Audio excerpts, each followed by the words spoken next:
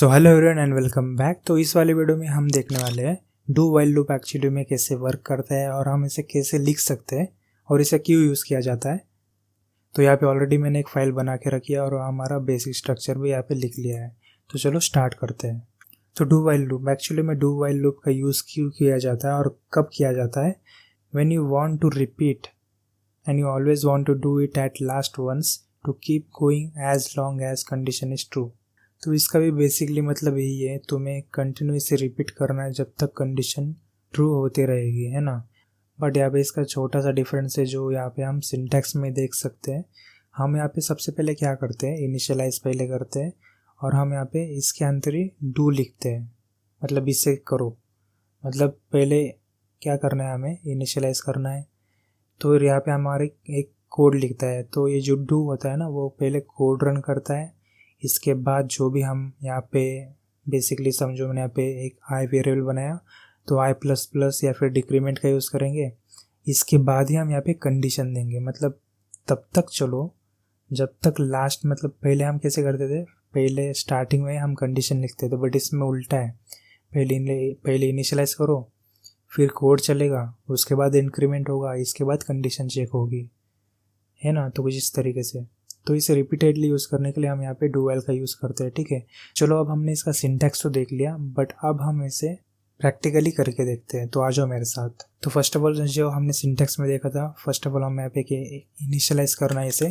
तो हम यहाँ पे कर देंगे इंट आई इक्वल्स टू, मैं 1 करूँगा और यहाँ पे हम डू, मतलब वाइल इसे स्टार्टिंग में नहीं लिखते, हम यहाँ पे स्टार्टिंग में डू लिखेंगे, इसलिए इसका नाम है डू वाइल। और यहाँ पे करली ब्रैकेट देंगे।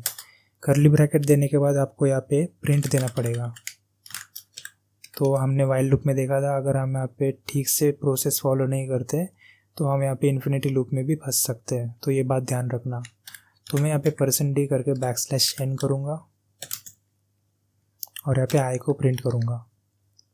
फिर आई को प्रिंट करने के बाद आई को यहाँ पे ++ करूँगा, ये इंपॉर्टेंट पार्ट है। इसके बाद हम यहाँ पे करली ब्रैकेट के सामने ही यहाँ पे स्पेस देके वाइल को लिखेंगे। तो देखो मतलब कैसे वर्क कर रहा है ये। तो जैसे हम वाइल लिखेंगे यहाँ पे आपको कोलन देना पड़ेगा, सेमी कोलन, ये बात ध्यान रखना, ठीक है। इसके बाद यहाँ पे क्या हो रहा है ध्यान से देखना। फर्स्ट हमने इनिशियलाइज किया, इसके बाद कंपाइलर क्या करेगा, डू में चेक करेगा, मतलब ये करो। फिर यहाँ पे 7th वाली लाइन प्रिंट होगी, मतलब 1 प्रिंट होगा।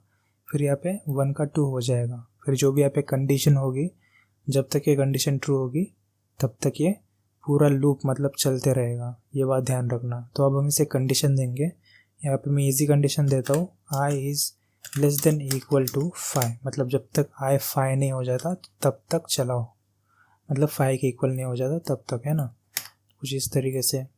तो अभी हम इसे रन करके देखते हैं। तो देखो पहले क्या हुआ, प्रिंट हुआ, फिर इंक्रीमेंट हुआ, फिर से फिर कंडीशन चेक हुआ। तो यहाँ पे फिर से कंडीशन चेक होने के बाद जो भी हमारा ये लूप था फिर से चला। फिर यहाँ पे उसने एक तरीके से जब तक पूरी कंडीशन इक्वल्स टू 5 नहीं हुई, मतलब 5 is less than equal to 5, तब तक चला। और जैसे कंडीशन यहाँ पे 5 होने के बाद यहाँ पे इंक्रीमेंट हो गई 6। क्या 6 क्या छोटा है क्या 5 से, नहीं ना। तो यहाँ पे कंडीशन फॉल्स हो गई। तो ये पूरी तरीके से हमारा ये जो कंडीशन है यहाँ पे बाहर आ गया यहाँ पे। तो कुछ इस तरीके से ये लूप यहाँ पे चला। और मैं यहाँ पे फिर से रन करके दिखाता हूँ। तो देखो 1 2 3 4 5। तो कुछ इस तरीके से हमारा डू वाइल लूप यूज़ होता है। तो इसका सिंटैक्स अच्छे से देख लेना। तो इसे मैं यहाँ पे कमेंट करता हूँ और यहाँ पे और एक एग्जांपल दिखाऊंगा। इंट यहाँ पे मैं a को इक्वल्स टू 3 रखूँगा और यहाँ पे डू वाइल का यूज़ करेंगे। तो अभी हम डू के अंदर यहाँ पे प्रिंट एफ करेंगे, %d\n, और मैं यहाँ पे ए को प्रिंट करूँगा और हमारा a को ++ करूँगा। बट यहाँ पे एक कंडीशन में देना चाहूँगा, जब तक a इज़ लेसर देन 7 होगा तब तक इसे चलाओ। अगर वो यहाँ पे कंडीशन फॉल्स होती है, मतलब 7 के इक्वल हो जाएगा, नहीं तो 7 से बड़ा होगा, तो तब ये रुक जाएगा। तो अब हम इसे प्रिंट करके देखते हैं। तो देखो ये कैसे चला, 3 4 5 6। तो जैसे यहाँ पे 6 हो गया, 6 तो इसने प्रिंट कर दिया, फिर इसको 7 कर दिया। फिर 7 क्या छोटा है क्या 7 से, तो एक तरीके से कंडीशन नहीं हुआ, मतलब ये एक तरीके से फॉल्स हुआ। अगर मैं यहाँ पे इक्वल टू करता तो ये कंडीशन ट्रू हो जाएगा, मतलब हो जाता अगर यहाँ पे 7 होता तो। दिखा हो गया, चलो आ ही जाओ दिखाई देता हूँ।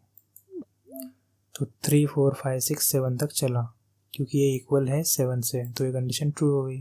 जैसे यहाँ पे 8 हुआ, क्या 8 क्या छोटा है क्या, छोटा और इक्वल टू है क्या 7 से, नहीं ना, तो ये फॉल्स हो गया, हम सीधा बाहर आ गए।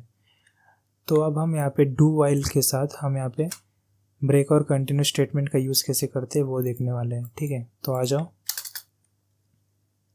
तो सबसे पहले हम यहाँ पे ब्रेक स्टेटमेंट का यूज़ करेंगे डू वाइल के साथ। इंट आई इक्वल्स 1 करूँगा और डू करूँगा, डीपी नहीं सॉरी और यहाँ पे कंडीशन। तो अभी हम अच्छे से देखेंगे, प्रिंट एफ करेंगे, %d \n, सब कुछ एक प्रॉपरली जो हम पहले से करते थे वैसे ही करेंगे, बट आपको कहाँ पे यूज़ करना है ब्रेक वो आपको देखना है बस। तो अब हम यहाँ पे कंडीशन देंगे, आई जब तक इक्वल होगा 5 से तब तक चलाओ। और अब हम यहाँ पे एक स्टेटमेंट पास करेंगे हमारे ब्रेक स्टेटमेंट के लिए। तो मतलब एक कंडीशन पास करनी पड़ती है पहले। तो जब तक आई इक्वल होगा 3 से डबल इक्वल तब तक चलाओ, उसके बाद यहाँ पे ब्रेक कर दो। तो ब्रेक क्या करता है, लूप को ब्रेक्स व्हेन आई इज़ 3। तो मतलब जब तक 3 होगा तब तक इसे, जैसे ये 3 होगा इसके नीचे कुछ भी नहीं चलेगा, मतलब इसे यहीं पे ब्रेक कर देगा। तो अब हम इसे अच्छे से रन करके देखते हैं। तो देखो यहाँ पे 1 और 2 चला और जिससे 3 पे आ गया तो इसने यहाँ से ब्रेक कर दिया। तो अभी हम देखेंगे continue statement with do while loop. तो हम यहाँ पे फिर से करेंगे इंट आई इक्वल्स 1। तो चलो इस बार 0 ही कर देता है और मैं इसे ऊपर लाऊंगा, मतलब अच्छे से आपको दिखे इसलिए।